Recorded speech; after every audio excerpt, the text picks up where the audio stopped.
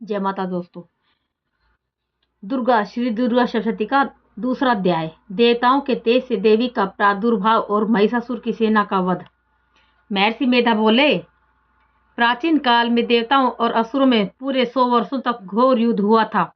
उनमें असुरों का स्वामी महिषासुर था और देवराज इंद्र देवताओं के नायक थे। इस युद्ध में देवताओं की सेना परास्त हो गई थी और इस प्रकार संपूर्ण देवताओं को जीत महिषासुर इंद्र बन बैठा था।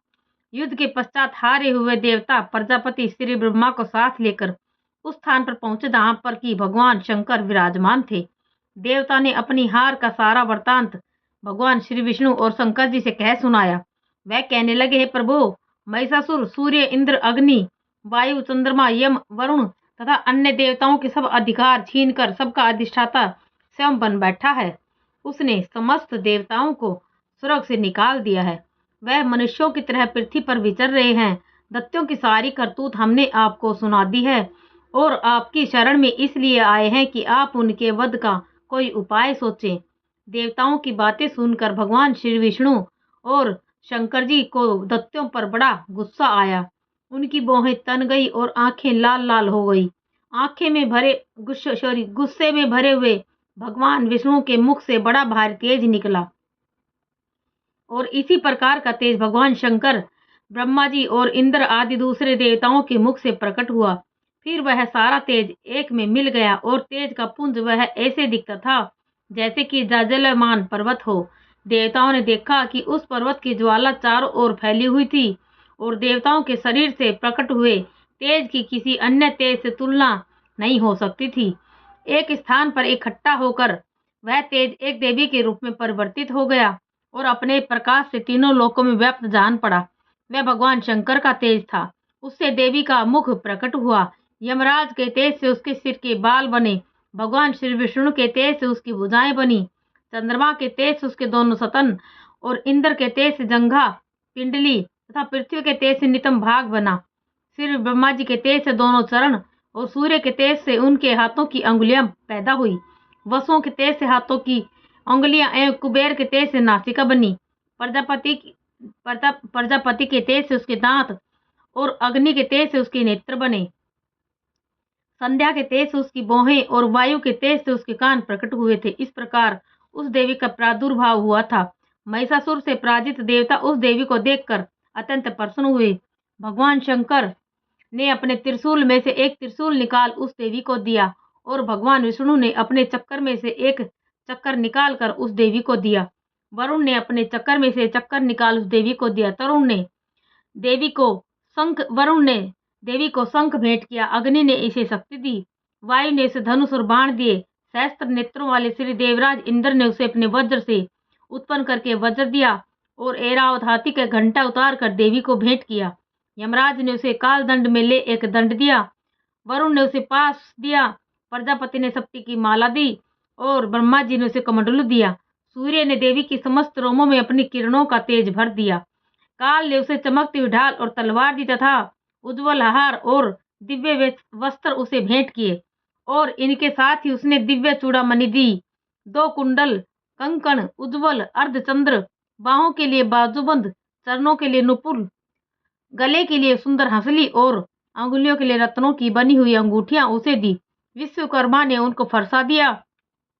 उसके साथ ही कई प्रकार के अस्त्र और अभेद कवच भेंट दिए।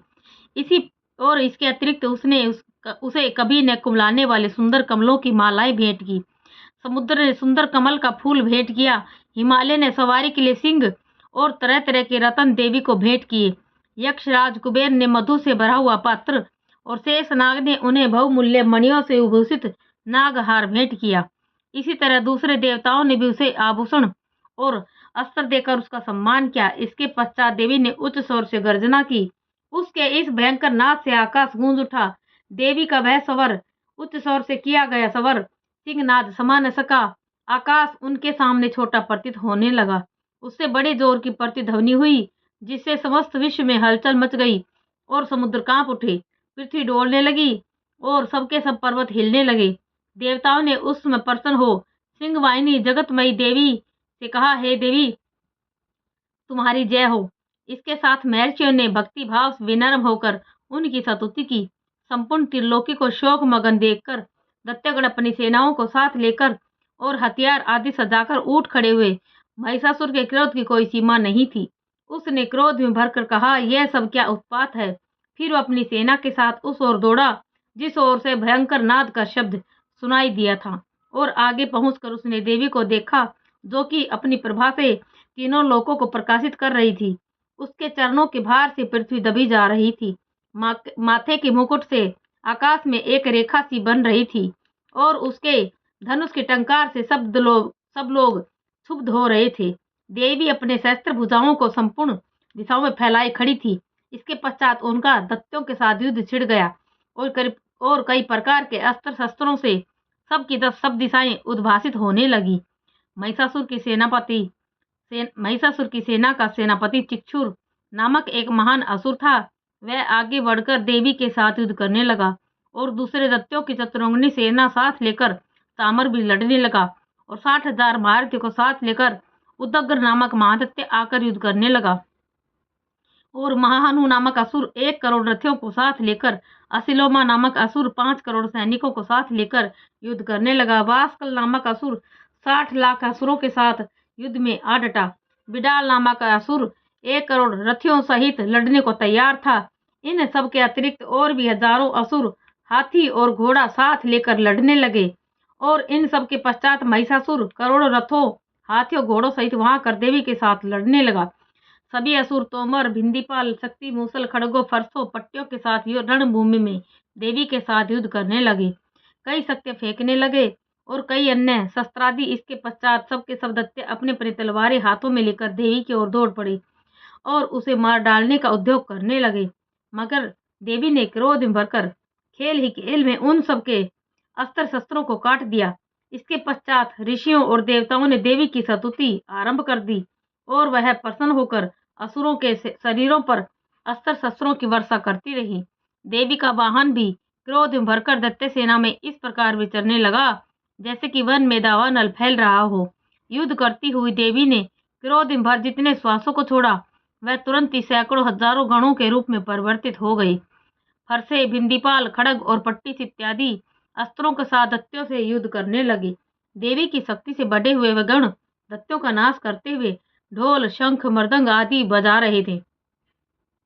तदंतर देवी ने त्रिशूल, गदा, शक्ति, खड़ग इत्यादि से सहस्त्रों असुरों को मार डाला। कितनों को घंटे की भयंकर आवाज से ही हम लोग पहुंचा दिया। कितने ही असुरों को उसने पास में बांधकर पृथ्वी पर धर घसीटा। कितनों को अपनी तलवार से टुकड़े टुकड़े कर दिए, और कितनों को गदा की चोट से धरती पर सुला दिया। कई दैत्य मूसल की मार से घायल होकर रक्त वमन करने लगे, और कई शूल से छाती फट जाने के कारण पृथ्वी पर लेट गए, और कितनों की बाण वर्षा से कमर टूट गई। देवताओं को पीड़ा देने वाले दत्ते कट कट कर मरने लगे। कितनों की बाहें अलग हो गई, कितनों की गिरवाएं कट गई, कितनों के सिर कट कर दूर भूमि पर लुढ़क गए, कितनों के शरीर बीच में से कट गए, और कितनों की जंघाएं कट गई और वह पृथ्वी पर गिर पड़े। कितने ही सिरों में पैरों के कटने पर भी भूमि पर से उठ खड़े हुए और शस्त्र हाथ में लेकर देवी से लड़ने लगे। और कई दैत्यगण भूमि में बाजों की ध्वनि के साथ नाच रहे थे। कई असुर जिनके सिर कट चुके थे, बिना सिर के धड़ से ही हाथ में शस्त्र लिए हुए लड़ रहे थे। दैत्य रह रहकर ठहरो ठहरो कहते हुए देवी को युद्ध के लिए ललकार रहे थे। जहां पर यह घोर संग्राम हुआ था, वहां की भूमि रथ, हाथी, घोड़े और असुरों की लाशों से भर गई थी, और असुर सेना के बीच में रक्तपात होने के कारण रुधिर की नदियां बह रही थी। और इस तरह देवी ने असुरों की विशाल सेना को क्षण भर में इस तरह से नष्ट कर डाला जैसे तृणकाष्ठ के बड़े समूह को अग्नि नष्ट कर डालती है। और देवी का सिंह गर्दन के बालों को हिलाता हुआ बड़ा शब्द करता हुआ असुरों के शरीरों से मानो उनके प्राणों को ढूंढ रहा था। वहां देवी की गणों ने जब दैत्यों के साथ युद्ध किया तो देवताओं ने प्रसन्न होकर आकाश से उन पर पुष्प वर्षा की। जय माता दी।